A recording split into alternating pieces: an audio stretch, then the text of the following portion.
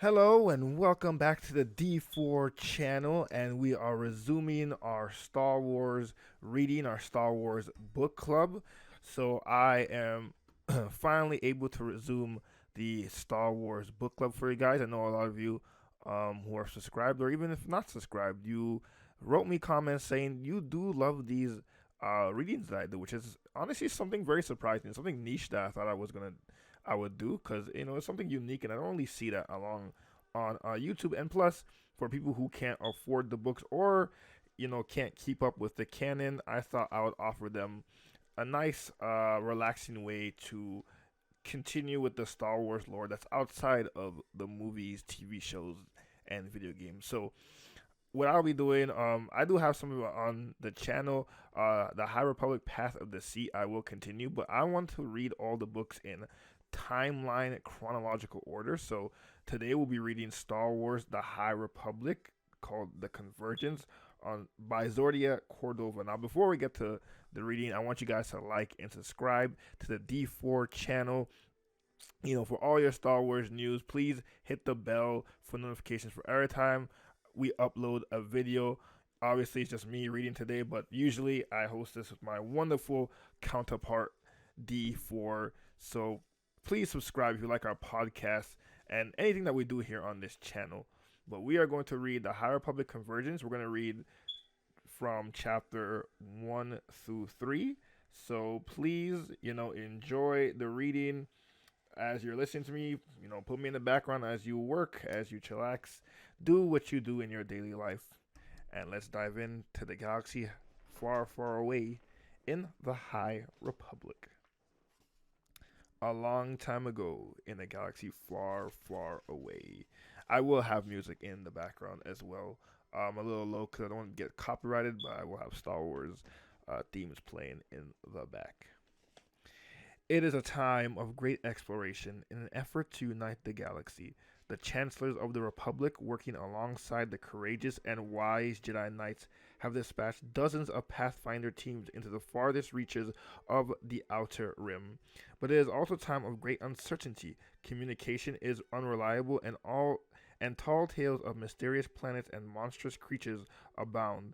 Prospectors and pirates roam the frontier, and the worlds of Iram and Irano are locked in a forever war. And on the far off planet of Dalna, a new threat to the galaxy is beginning to emerge. Now, we're finally at part one, the bargain. That was like the little intro. The High Republic, they have three phases, I believe, so far. This one starts about 100 or so years, I think, after phase one. So that is where we're beginning on the conflicts of Irano. I will be making, little remarks here and there from stuff in this book that I find interesting, so I hope you guys don't mind. But this is chapter 1, The Rook of Irano. For the first time in 5 years, the sky over Irano's capital was clear of fighting ships. When errant debris pierced the atmosphere, it was little more than an ash by the time it settled over the stone arches, dotting the landscapes like great giants of the planet's dawn, frozen against the red morning. The war was not over, but life went on as life always does.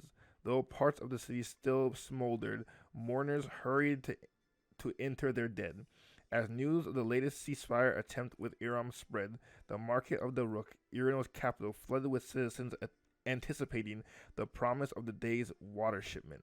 Among them, Serena, a slender figure dressed in a gray cloak, slipped through the haggling crowds. Tip Yip, 10 piso a kilo, 30 per barrel, bargain Astropuff, dreamed the dream of the dead. A mother bargained for a carton of eggs while keeping an eye on the sky. A girl, days short of the draft, shouldered her hungry baby brother on one side and cheap fatty cuts from the butcher on the other. A beggar waved an empty cup. A vendor shooed flies away from his spoiled fruit. A palace guard jumped at the resounding crunch of metal, only to turn and find that the speeder hauling scrap had overturned. Serena tugged at the hood of her cloak, but nothing save for her breath mask could stop anyone on the forsaken planet from eating a mouthful of dust, even when the winds were still. Snaking through the market and down a narrow underpass, she stopped at the fringe of the hangar bay. Here the canyons natural archways made it the perfect architecture for the royal launch pad. Locals like to say the Carnivis opening was the petrified, yawning mouth of an old god. To Serena, it was just another place, another opportunity to serve the only entity truly committed to keeping the galaxy in balance. As crew members flitted back and forth, readying a squadron of starships for flight, Serena crept along the undulating walls of the canyon, invisible as the pilots huddled almost protectively around their captain.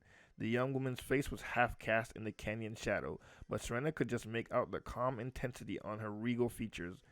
The promise in her first she pounded over her heart, words that cut through the cacophony like Irene gems as they all shouted, "For Irino!"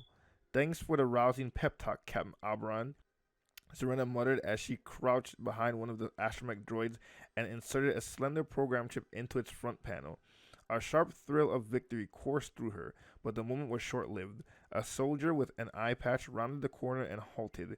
Confusion, then alarm, twisted his face as he closed their distance in long, swift strides.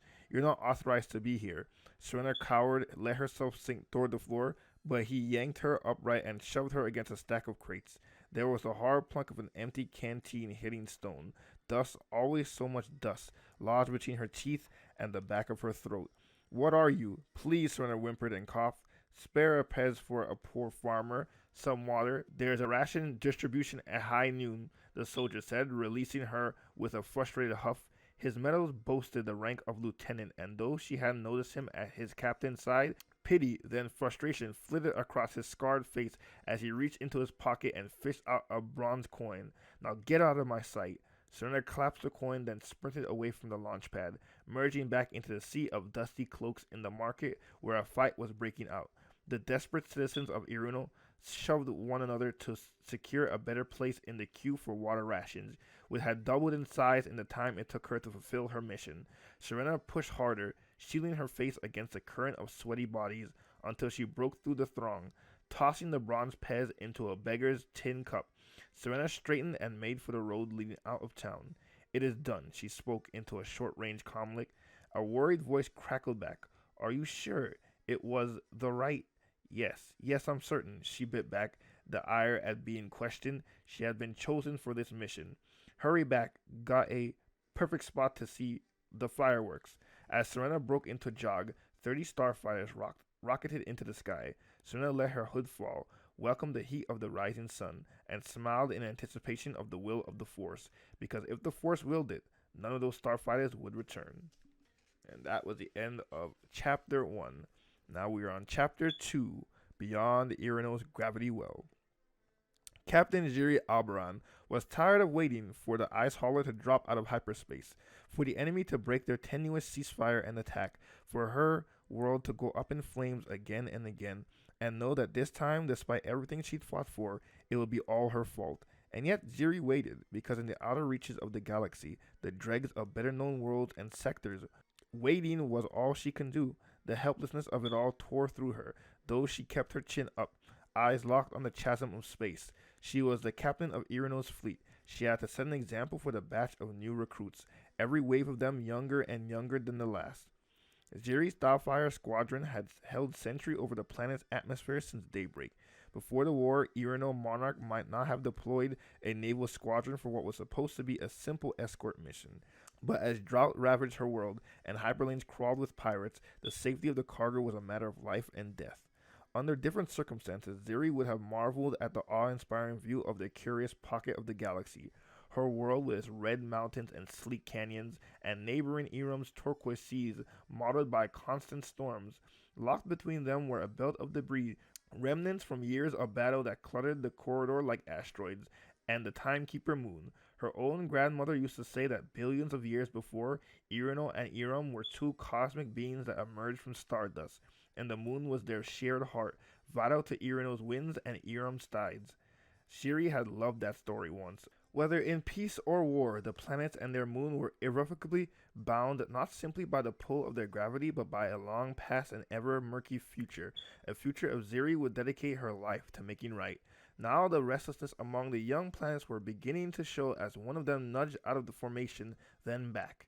Captain Albaran and Lieutenant Siguru had selected an unprecedented 30 pilots for the mission, safely escort an arriving ice hauler to the capital's docking bay and ready the ice for immediate distribution. A hauler that was late. The previous shipment had been destroyed amid the most recent clash with Iram. The one prior had mysteriously disappeared in the maze of new hyperspace lanes. The one before that, or what was left of it, had been found, likely ravaged by pirates and stripped to the wires, half the crew drifting dead in space. No, the only way to secure this haul was to intercept and escort it the instant it dropped out of hyperspace. Captain, we can't stay out here much longer, Lieutenant Siguru said, the steady tenor of his voice fringed by the hum of their private channel static. It'll come, she clipped back. Captain, it will come. She worked her tongue against the dry roof of her mouth. She'd given her water canteen that morning to a child begging in the market, and tried not to think of her own thirst. It has to.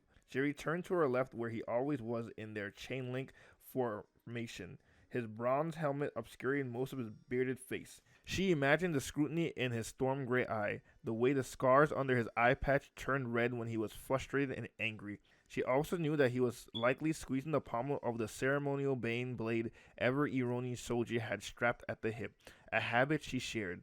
That a part of him would never forgive her for being promoted instead of him.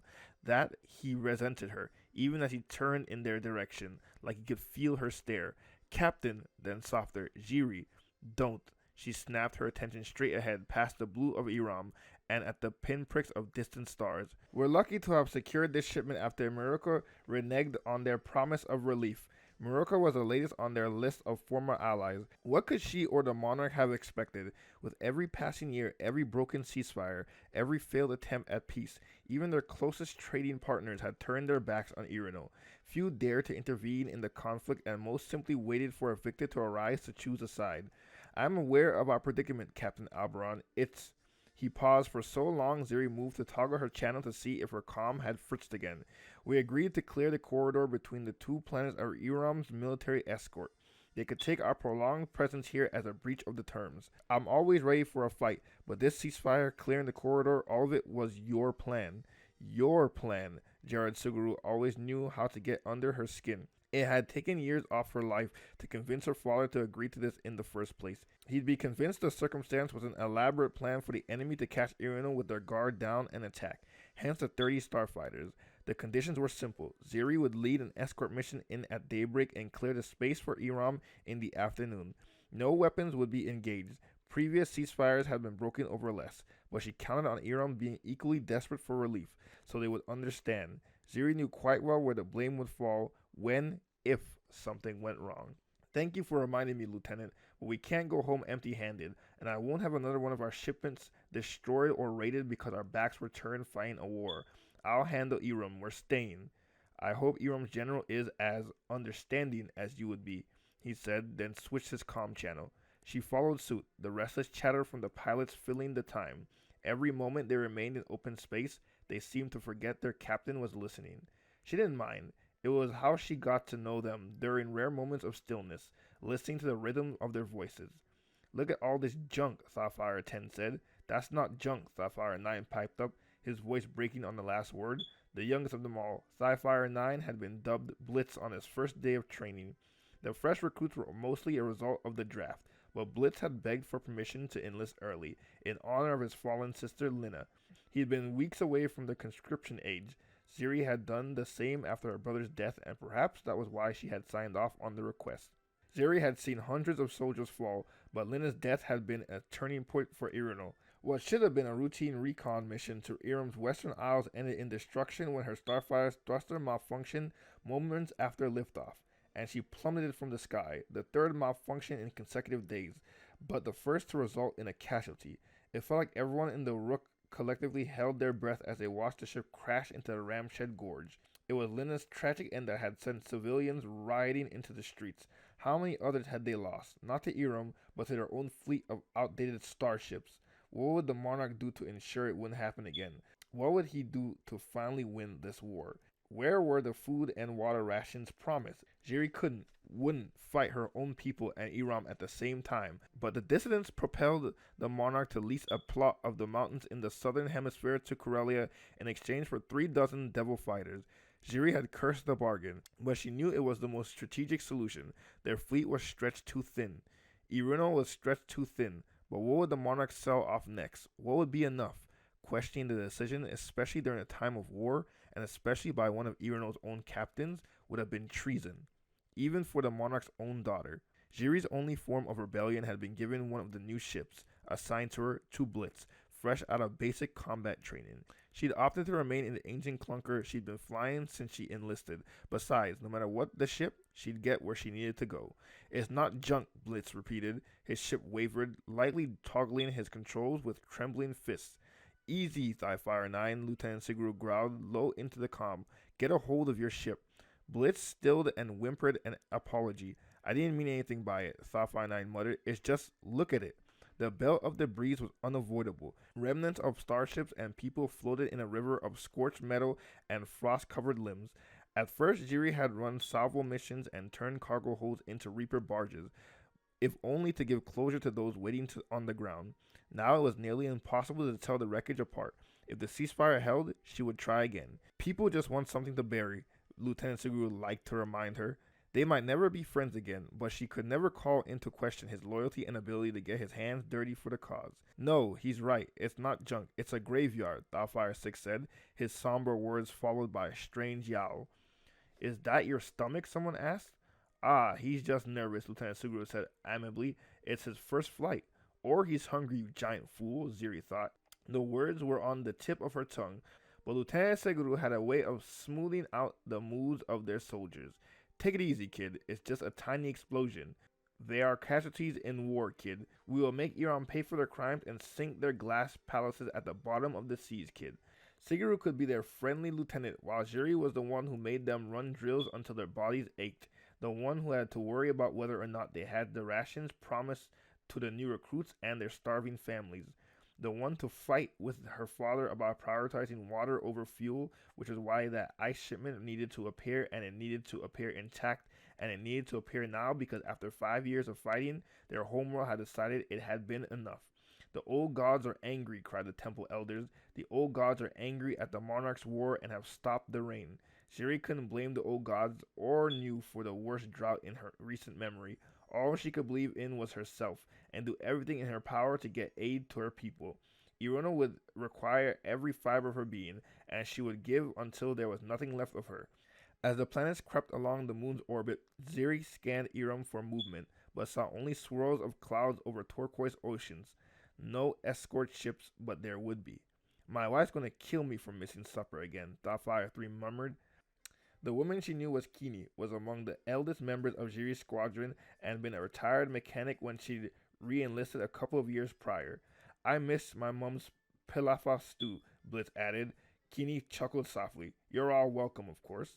Now that the war's over, Thoughtfire 6 began, but was cut off by a grunt. Don't let your guard down, Thoughtfire 13 snapped. Nothing's over, but not until they return everything they've taken. Our colony, our prince, our lives. Iram should never know peace. Thoughtfire 13 was Rev Pharaoh, son of Viceroy Pharaoh, one of the series' father's most trusted advisors. Rev was repeating the same aesthetic words the monarch spoke from his balcony whenever he felt morale was low. There was a mutter of acid, and Shiri tried to swallow the knot in her throat, but her mouth was dry. She could feel Lieutenant Siguru's stare on her, but she only gave a shake of her head. Her people were frustrated, and she would be failing them as not just their captain, but their princess, if she shut off her comm simply because of her own guilt. We're just catching our breath is all. The barnacles are too, Lieutenant Siguru added. My gran used to say when she was small, they measured time not by the moon, but when Iram's ship flew over the city. Blitz chuckled nervously. I think she was exaggerating, but it was ages ago. Was it now? Kini scoffed. Then I'm ages old. There was a string of laughter. Well, when it's over, said Blitz in his boisterous way, I'm taking a pleasure barge to one of them resort planets. There's no pleasure barge coming out here, Rev muttered. I hear that some worlds you can pay to have simultaneous what, Ten? Jiri spoke into the comm, crackling as others snickered at the embarrassed pilot. The younger boy swallowed his words, then stuttered, Princess, Captain Alberon. All right, Doubtfire, stay sharp, Lieutenant Siguru commanded in his easy drawl. Shiri allowed herself a smile. She liked when they spoke of their dreams, their plans, that they imagined a when and an after. Their hope was a fragile thing, but it was there, and she couldn't allow herself to forget it, not for a second. A sensor blinked on her control panel. A dozen of Eram's ships emerged from their cloudy atmosphere. Their starships had a bulbous quality outfitted for underwater submersion first and spaceflight second. They're here, Blitz said. His ship lurched forward, then staggered to a stop. Easy does it, Lieutenant Suguru warned. It's these new ships, Blitz stuttered, his breathing heavy. The controls are too sensitive. Right, 13 muttered, and the others took the easy shot and laughed at their nervous friend. Remember, Jiri said, commanding silence, Iram is receiving cargo too. We're both escorting deliveries home. Wait for my orders. Captain Lieutenant Suguru said, they're hailing you. Jiri licked her front teeth, then tried not to think of her thirst, her own pounding heart. Her squadron needed her to lead. Irina would need her to lead. This is Captain Jiri Alberon. Her words were steadier than she felt. Captain, this is General Nivan Lau. His clipped voice came in, warbled through her ancient starfighter's calm. She punched the panel hard to clear it. We agreed the corridor between planets would be clear. Those were your terms, I believe. I understand that, General, Jiri said, but our shipment is delayed. We could afford you the same courtesy in the same position. Would you? The general all but scoffed. Jiri wouldn't take the bait, and so their silence stretched heavy in the space between until the general cleared his throat and said, very well. See that you don't cross your side of the corridor. Wouldn't dream of it. She switched over the comm. Jiri updated her squadron, then squeezed her controls and watched the empty field of space as if she could split open a black hole and wrench out the ice hauler from hyperspace. We should take whatever cargo they have plus ours, Rev growled. I bet they're planning the same thing, I bet. I wouldn't trust the Irami even if I had two good eyes, Lieutenant and Suguru interrupted, but we stay put for now. Didn't you lose your eye in the first battle, sir? Blitz asked. Precisely. I want this channel clear, Ziri said. Is that understood? One by one, they signed off that they did. Her sensor suite blinked. A coil of anticipation tightened in her gut as she said, a ship's coming out of hyperspace. Hidden among the pinpricks of light that surrounded them was the exit zone for the hyperspace lane the Republic had opened a few years back. It turned out that Irino and Iram were in the middle of nowhere, but on the way to everywhere. When the ship emerged from hyperspace, Jiri stopped breathing. She had taken her squadron flying over the glittering spires of the Modine Valley, seeing the first desert roses bloom, and yet right now, nothing had ever been as beautiful as the rusty old ice hauler. She sat forward in anticipation, smiled so hard her chapped lips cracked and bled. Even as she watched the hauler glide through the corridor between Irino and Iram, Jiri made a mental note that every bit of ice aboard was already spoken for, and that they'd have to figure out a way to get more even before the last drop was distributed. It was a worry for later that night. Jiri was a breath away from hailing the hauler when her fighter's sensor suite chirped, this time flagging an anomaly. Captain Suguru said, worry and confusion in the single word. There are two more ships dropping out of hyperspace. We must clear. Suguru's words were lost as one gargantuan ship blinked into dead space after one another, narrowly missing a deadly impact. Jiri had only ever seen their likeness from news feeds on the HoloNet, and by the chatter instantly filling the comm channel, so had her squadron. Is that an Elite-class Longbeam? Aren't those Republic ships? Dang Ferric, what's the Republic doing here? The Longbeams had narrow body ending in tapered noses. Jiri tracked the path they were on, and it ended in a double collision course with the ice hauler. To prevent a crash, the hauler listed careening toward Iram. If it got pulled into Ocean Planet's gravity, Irano could kiss their water supply goodbye. Iram could claim the ice hauler on the mere grounds that it had entered their space, and everything Jiri had worked for, this tender wound that was their temporary peace, would rupture all over again. But if she accelerated to claim it, she'd cross the corridor of space and into Iram's territory, and they would be clear to fire. General Lau, Jiri said, come in. A crackle of static swallowed his response. Captain, Lieutenant Suguru said urgently on their private channel. Jiri's fingers trembled on her panel. I'm trying to flag them. A garbled voice came through from one of the long beams. This is the Paxian of the Republic. Who is responsible for hyperlane traffic? Jiri couldn't help but return the question with a bitter laugh. Pull back, Paxian. You're not authorized to enter Ironi space. Who is this? Asked the affronted party. Jiri did not answer. The river of the breeze was moving, picking up speed as the Paxian barreled into space between worlds. Wreckage pelted her squadron. Something that looked like a helmet smashed against her viewport and left behind a tendril across the transparent steel. The second unidentified long beam broke away from the Paxian and headed toward the moon, but because Iram and Irino were so close together, the corridor of space was unusually narrow, and the ships, unaccustomed to navigating their system, could easily fall into either planet's gravity. The Paxion pilot clearly wasn't used to such a tight maneuvering and was being pulled toward Irino. When attempts to make contact failed, Jiri knew she couldn't sit here. She had to move and hope that Iram understood it was to avoid the long beam and not an act of aggression. Thawfire Squadron on me, Jiri said, flying higher and higher. Get clear of the Paxion and do not, I repeat, do not cross the corridor. But the ice hauler is still going the wrong way.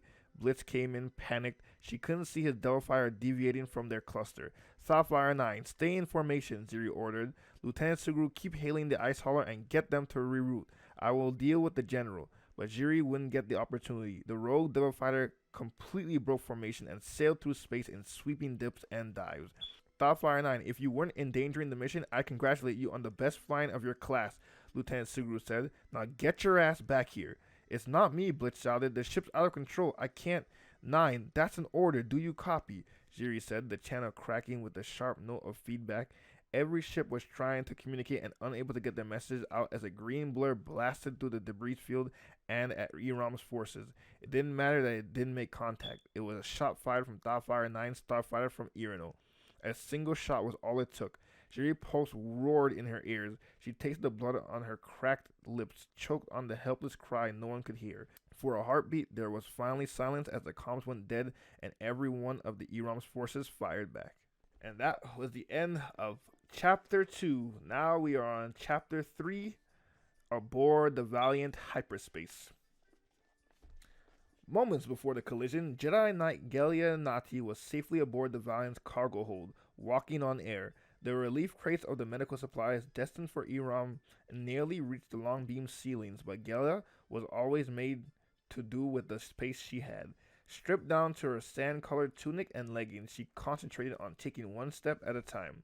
The aerial walk which she'd seen performed by priestesses of the Singing Mountain during her last pilgrimage to Jedi City took every bit of her concentration.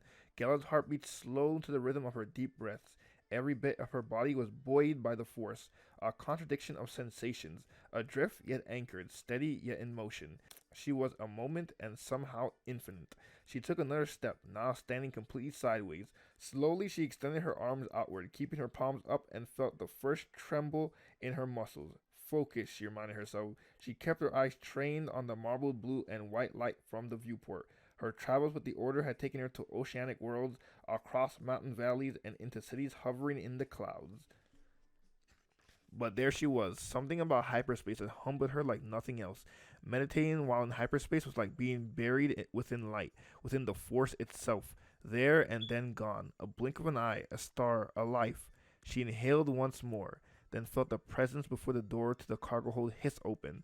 That can't possibly be comfortable, said Master Roy's Padawan Inakin. Gela grasped at the air, but her concentration snapped. She fell hard on her side, pain ricocheting up her arm and shoulder. That looks even less comfortable, Inya added, plucking down on the crate where Gelia had set aside her lightsabers and the rest of her robes. Gelia grunted, pushing herself to her feet. It was perfectly comfortable before I was rudely interrupted. Enya offered an apologetic smile, but showed no signs of moving. She tucked one leg under her thigh, absently twirling the tuft of her Padawan braid. She must have been sleeping, because there were creases under her eyes on her deep brown skin, and her dark hair was coming undone from the two braided knots that ran perpendicular to her spine. I've never seen anyone meditate standing up, she said, or floating upside down. You look like a loathbat. There are many ways to meditate, you know that, Gelia yanked on her brown tabard and holstered her twin lightsabers on either side of her hips, then quickly tugged on her socks and scuffed boots. But what's the function for a Jedi? Enya pressed in her littling soprano. Gelia hadn't exactly thought about the function a Jedi might have for the Singing Mountain's sacred ritual. She'd simply been eager to understand it, to challenge herself to see if she could. Enya, however, did not let her explain before continuing. Can you teach me? I clearly have yet to master the aerial walk myself. Gelia didn't mean to be curt, but she hid in the cargo hold because she wanted to be alone, and her room didn't have a view of hyperspace. She half considered excusing herself and hiding in one of the station Alpha-class ships parked in the hangar. Right, weren't you supposed to be on your way to Jedi before you got in trouble with the Council? Enya sucked in a sharp gasp. Oh, I probably wasn't supposed to overhear the Masters talking about that. Gelia bristled. Likely not. Well, I'm sure what happened on your expedition to Orvax won't happen here. I've also overheard that the Jedi Nevrees only bruised his tailbone and the rest are going to make a full recovery. Galia pinched the bridge of her nose.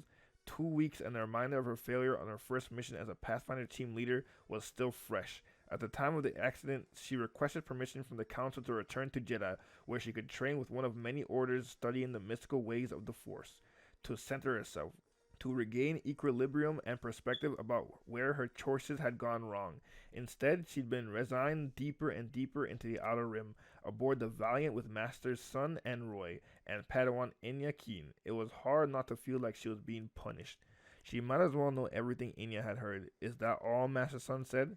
He also said that you are impulsive, but that you've got the skills to be a great master one day, if you just apply yourself.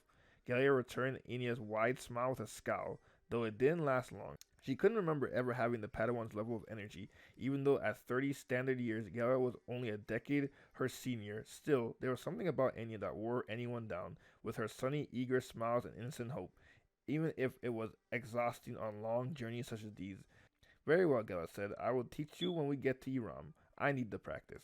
See, I'm going to tell Ada Forte that you are friendly, Enya said, touching her finger to her chin. I wonder how long we'll be on Iram. Lately, it seems like we're never in the same place for long. Long enough to get the medical supplies, I suppose. Galia pulled on her robe and combed her finger through her long black hair. For as long as they need our help, Master Critton's son rounded the corner. He was a stoic man of imposing height. Galia had caught glimpses of him over the years at various summits, but he never seemed to change. She was nearly certain Master Sun was now about 40 standard years, but even when he'd been a young Jedi Knight, he had the same patches of silver hair at his temple and fine lines around his eyes, like someone born to be wiser and older. Perhaps that appearance was why Galia always felt the need to correct her posture when he entered the room. He glanced around the cargo hold like he was expecting to find it set on fire or destroyed. Honestly, that had only happened once, and it hadn't been Galia's fault. Galia and Enya stood to attention. Of course, Master Sun, Galia said. Creighton's son's bushy dark brows knitted together as his gaze settled on Galia. He scratched his freshly shaved jawline and gave a long, suffering sigh. As I'm sure Enya came here to tell you, we're approaching the coordinates. The Padawan rushed out the cargo hold ahead of them. Galia would have too, if not for the beat of hesitation she sensed from Master Sun. I heard what Enya said. Galia dispelled his words with a shake of her head. It's all right, Master Sun, but it is bolstering to know you believe I might make a great master one day. I had hoped to have time to further my training in light of my last assignment. She liked the way he listened, the permanent furrows of his brows deepening. And you believe you should do that on Jeddah? It seems the obvious choice, she said. What a better way to learn about the Force and my place in it than to train with all the religious and groups who live their lives by it. Perhaps it's safer to learn and train that way. Safer, Master Sun asked softly. From whom or what? Galia met his kind eyes, the brown of forest. The first reply that came to mind was myself, apparently, but when she went to speak, she could not say it out loud. I know how deeply you believe in our cause, he said, knowing her silence. To be a guardian of peace and justice in the galaxy, we must first experience the galaxy, better understand all the living beings that are connected through the Force. The Council didn't send you on this mission so you could help deliver medical supplies. They sent you to learn to be a part of a team. As a Padawan, Galia had done everything she was told. She left off a cliff and trusted the Force to stop her fall. She trained at temples across worlds. On Jeddah, she learned about the wide spectrum of Force wielders and believers. She trained for hours, days, months, years. She tuned into the very makeup of her body, meditated until she didn't know where her physical being began and the Force ended. She'd done everything she was supposed to, but when she was called on for her most important mission as a team leader, she'd failed.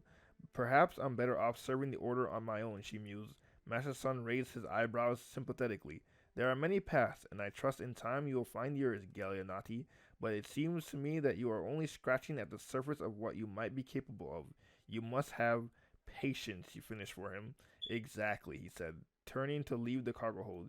You have the ability to connect in ways that are not obvious to the rest of us. We will all work in tandem.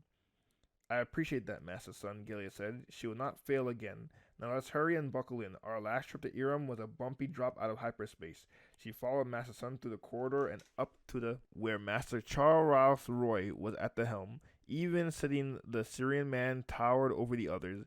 He acknowledged Gelia with a quick nod and yellow and white cabin lights gleaming off his smooth oval head. You've been to Iran before, is that right? Gelia asked Master Sun as she strapped herself into the seat behind Enya. Oh yes, Enya said, eagerly cracking her knuckles. Though last time we were evacuated before we could even dock. Master Sun's lips flattened slightly, then he said, this will be our third time in the last year. Iram and Irano have been embroiled in a conflict for going on half a decade now. Though I remember hearing about their squabbling when I was a Padawan, I fear the opening of the hyperspace lane in their sector and the tragic circumstance behind the death of Irano's prince stirred old wounds. Is it wise to still get involved then? Gelia asked. Master Sun's brown eyes were shadowed in deep consideration. It is our duty to aid those who ask for help. Iram has asked for aid several times, but Irano has never called on us. Their monarchy is wary of outsiders. Gelia considered this, and Iram's queen is not. Oh, she is, Master Sun said grimly. The recent destruction of a military hospital left Iram desperate. We convinced them the only way to safely get more medical relief was to agree to the ceasefire proposed by the Irano's princess. I do believe it's been the longest ceasefire since the fighting started. A victory indeed, Master Roy added from the pilot's seat. How long is that? Gelia asked. 3 days, he answered with a pleased smile. 3 days, Gelia thought. That was nearly as long as it took them to get to Iram and Irano system within the Delna sector. Speak your mind, Gelianati, Master Sun encouraged her. I know you have joined us by suggestion of the council, but I want you to feel like you are part of our team. I can sense you are holding back. Gelia had never felt particularly eloquent when asked to voice her thoughts. Still, she cleared her throat and said, to be honest, I don't think 3 days is much of a victory. Enya snapped her attention to Gelia, her large eyes nearly bugging out of her head. Perhaps, but it is a start, Master Sun said confidently. It is a delicate time for Iram and Irano. The wounds between these planets go deep, but I am hopeful they will find a way toward true, lasting peace. A start, Gelia repeated. Is that what this mission was for her? A new start after so much trouble, right? Then the ship jerked in the hyperspace tunnel. Hold on to your backsides, Enya shouted, white-knuckling her harness. Master Sun shut his eyes and grabbed a hold of the handlebar above him. Gelia felt oddly steady, moving with the ship as they entered real space and the blue glow faded to star-speckled black. Master Roy grunted as his head slammed into his headrest. There was a hard thud and the entire ship trembled. What the criff? Enya blurted out. Gelia hadn't heard the Padawan curse in front of her master before, but the situation called for it. Emergency lights blinked and alarms blared as the ship took a hit. At first, she couldn't understand what they were colliding against. Straight ahead was what looked like some kind of old cargo hauler careening through a field of debris and toward the turquoise planet. Gelia knew to expect Iram's military escort, but Irano's forces remained stationed in the narrow gap between worlds. She would have thought it impossible to divide something intangible like space, but these warring planets had found a way. Pull back, Enya shouted. Emerging from their blind spot was a second-long beam cruiser. Galia's insides churned as Master Roy strained to avoid the Republic ship attempting to right its course, but the nose of the Valiant ground into the tail of the other ship. It's the Paxion, Enya said, reading the control panel. Are you sure? Master Sun asked. Gelia knew that ship's name by reputation alone. What's Chancellor Marlowe's ship doing out here? Before anyone could speculate, a green blast shot through the dark. It impacted a bit of wreckage, but the source seemed to be a lone Corellian devil fighter charging through the debris. I guess the ceasefire is over, Gelia said, holding onto the co-pilot's headrest. Master Sun's lips flattened into a scowl, then braced as they took another hit. This is Master Charles Roy with the Jedi Council, the Syrian male thundered into the comm. We are a medical relief transport en route to Iram. I repeat, we are a medical relief transport. Halt your fire. The cockpit's lights flickered and everything rattled as laser fire and debris rammed into them from all sides. Redirecting auxiliary power to the shields, Enya said, punching in the directive. Erasmus capital city, come in, Master Roy roared, but only garbled comm feedback answered. Iram, come in. I was trying to respond to the Paxion's hail, but I think Enya's pointer finger tracked a dish spinning into the debris field. We took out their receiver. Head toward Iram, Master Sun shouted over the alarms. We can't wait for their escort. I have good news and bad news, Enya said over the din. The good news is that now they're shooting at each other instead of us. Interesting idea of good news, but go on, Master Roy said. I can't get in touch with Erasmus to give them our landing clearance. Without that, the city's defenses might shoot us down as soon as we enter the atmosphere. Well, we can't stay here, Master Sun argued. He had said that it was a fragile time for Iram and Irano, but what had been enough to trigger an attack when both planets were urgently waiting for much-needed relief.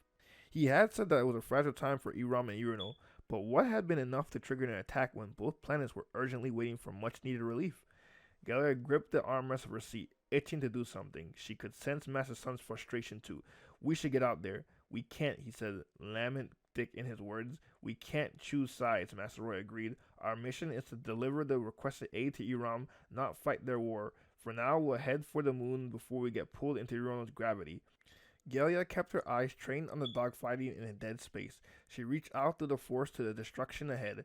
Anger and fear tinged every planet, but one radiated brighter among the rest, a vessel that was out of control. The Krellian model, an older class by the looks of it, red painted splatter over the gray metal in haphazard, violent strips, and a laser cannon protruding from each wing. She watched as the fighter pilot tried, but failed to regain control of the ship. She could sense the pilot's absolute fear and panic.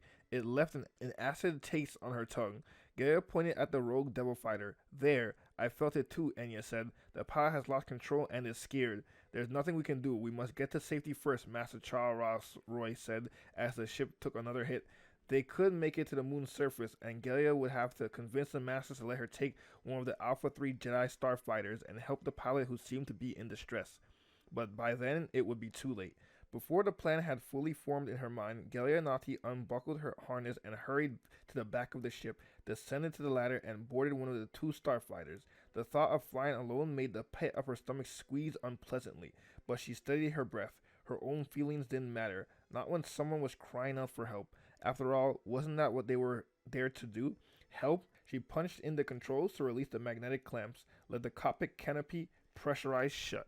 As Galia descended into the fray, her nerves vanished, and her goal was clear. She wasn't the best pilot in the order, but she had the force on her side. Darting past red blurs, Galia pierced into the heart of the battle. Blue metallic ships with rounded tops zigzagged between the large chunks of debris, chasing down red-streaked starfighters. Chunks of starred metal and what looked like the remnants of a boot were deflected by her shield. The green crackle of energy a momentary comfort as she raced toward the pilot in need. Come in, Alpha 1, Master Roy said. He did not sound pleased with her. Return to the Valiant at once. That's an order. I'm sorry, Master, but this pilot is in too much distress. They won't make it out of here much longer.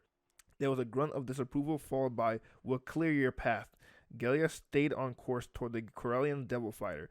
Up closer, she could see a number painted on its wing. 9. The pilot was locked in trajectory toward Iram, forward-facing rapid-fire cannons blasting the path. Iram's defenses were engaged with Irano's forces in an attempt to obliterate the threat. Galia considered the angle she had to fire to clip the pilot's wings and glide the ship safely. She was certain she had to steer the pilot away from Iram. Landing there would cause another planetary incident. One thing at a time, Galia reminded herself. Her sensors detected two ships fast approaching her flanks. She took evasive maneuvers and pulled up the controls to shake them. They sailed in an upward arc, barreling clear of the debris. An urgent voice spoke through her comm. This is Captain Jiri Alberon. Back off, Alpha, or I will fire. This is your only warning. Oh, Captain, come the second bitter voice. We should have known you were up to something. A liar, just like your father. This is a misunderstanding, General, Captain Alberon said, her words interspersed with static and immeasurable restraint. I am willing to uphold and resume the ceasefire. Just let my pilots reach the hauler safely. You think I care about ice when the enemy ship is bound for my capital? He's not in control, the captain shouted. Galia could sense the situation called for action, not words. By the force, she truly hated flying, but there was no place for fear in her heart. She gunned her controls hard, jerking again her safety harness as she flew in a diagonal loop, cleaving the space between the enemy ships close enough to drag the edges of her ship's wings against their flanks. The grind of metal grated against her ears, but now their focus was on her. Now, Galia said, heart pounding, General, Captain, I'm trying to help you, damn it. Help, Captain Alberon scoffed, still flying in lockstep, trailing after the rogue pilot. Yes, help. My name is Jedi Knight Galia Nati. Jedi, came a hiccup of surprise from one of the other pilots. It seemed no matter where she went in the galaxy, the word was voiced with the same tone of surprise. Galia focused on that, on the recognition, the weight of it. Nothing as selfish as pride, but bolstered by a sense of rightness she could never truly put into words. Call off your fighters, Galia said. There's an enemy ship flying toward Erasmus' capital city. The general spat. Absolutely not. Iram called for our help, General, Galia said. I can keep them calm while they reset their control systems. Please, trust me. There was a beat of silence. the maddening growl of dead air, and then a begrudging "Do it." "I'm coming with you," Captain Albaran said. Galia wasted no time. She took off, accelerating at maximum speed to catch up with the rogue Irani devil fighter. One by one, Iram's forces pulled back, while Irano's squadron surrounded the cargo hauler. The Valiant and the Paxion coasted along the corridor toward the silver moon between worlds. Galia exhaled a pent-up breath of relief, but she couldn't celebrate yet. "Nine, come in," Galia said, racing at its side as it approached the giant blue planet. "What's your name?" She nudged into the ship from the right side, pushing it up and away from the capital city's trajectory. "I can't stop. I don't know." "Listen to my voice." Galia's voice was a smooth alto that seemed to cut through the calm and right into his thoughts. "What's your name? Who are you?" he asked, and Galia heard just how young and scared he was. "It's okay. Talk to her, Blitz," Captain Albaran encouraged. "Bly," he said, panting. "Bly Tevin, but everyone calls me Blitz." "All right, Blitz, I want you to listen to your captain." His devil fighter veered into hers again, a flare of automatic beams blasting from its forward cannons. It was trying to redirect to get back toward Iram. Captain Albaran squeezed in from the other side. The three of them locked together in a crunch of metal and sparks. Galia reached out through the force, letting the weight of it envelop the pilot. If she had time with him, perhaps she could better understand him, ease the riot of emotions clouding his actions. This would have to do. "Blitz," Captain Jiri emerged. "Shut it down." "I can't. I don't." "You can. You will," Galia said, letting the calm vibrations of her voice reach him. "It will be for a moment." She felt him spark with anxiety, losing control of himself and the ship again. It rattled against them, and together Galia and Jiri redoubled their efforts to keep them in place. "It's not working," Blitz shouted. "It's running an automatic pilot program. I'm locked out of the controls. You're going to have to shoot me down." "That is not an option, Thoughtfire 9, Captain Jiri shot back. "I don't care if you have to open up that panel with your bare hands. Find a way to shut it down." If Blitz responded, they didn't hear it. Galia turned her controls as far as they go. The Alpha 3 was lighter than the old Irani Starfighter and Devil Fighter.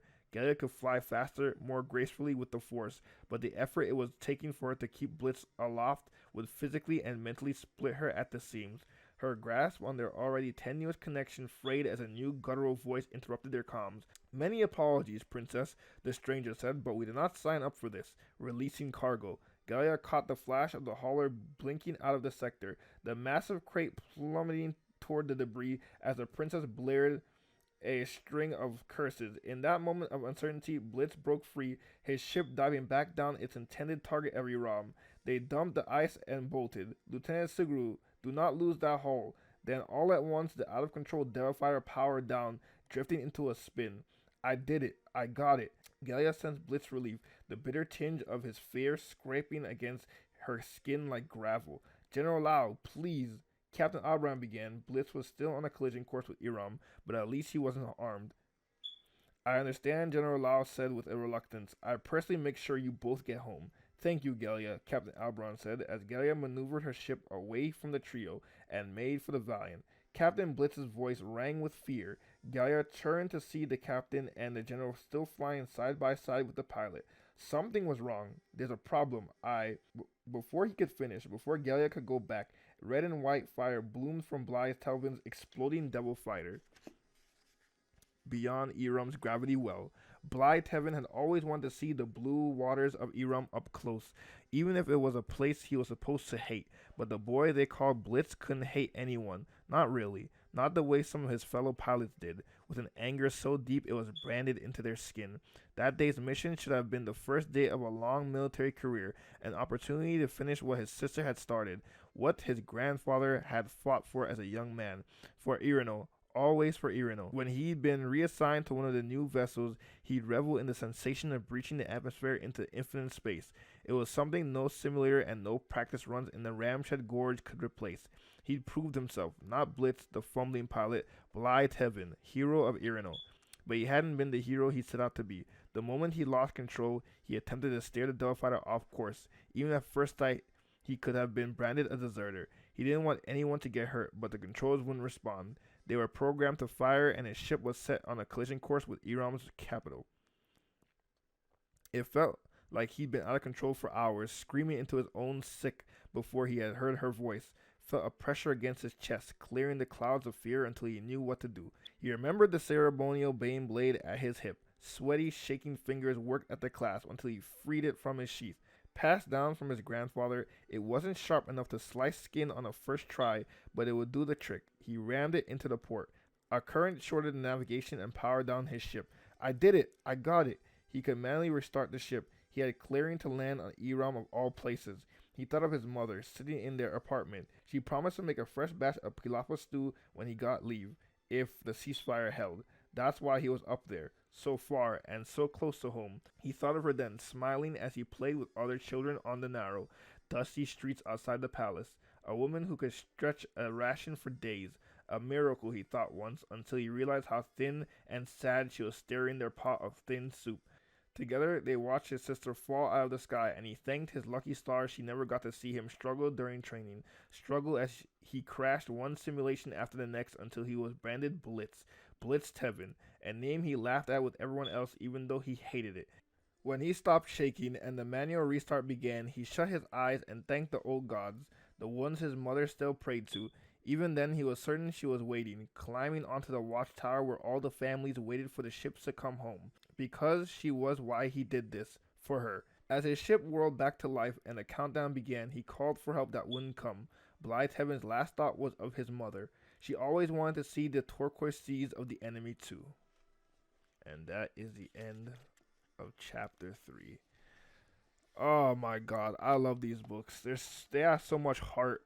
They have so much character. Like, poor Blytheaven, he's just a young kid who just wants to live his life and explore. But, as always in the galaxy far, far away, you can never really have nice things because it doesn't really last. But we're going to stop here right now at chapter 3. We'll resume with chapter 4, The Rays of Canal, or Erasmus, capital city of Iram. But thank you guys for listening as always. And again, if you like me doing these book club book readings for the Star Wars books, like and subscribe to the D4 channel, for all your Star Wars entertainment needs, and of course hit the bell for notifications for every time we upload a video, and also follow me and my partner Danielle on our respective channels, Hamtainment and the Beanie Moon channel, if you like our personalities and want to see us on our own channels. So please do all of that, and again, comment, tell me how much you like these book readings. Discuss, let's have a little discussion of like what happens chapter to chapter. I would love to talk to you guys, and again, of course, we always respond to all of your comments, whether they be on the light side of the force or on the dark side. We will respond regardless. But of course, thank you guys, and may the force be with you. We'll see you guys next time.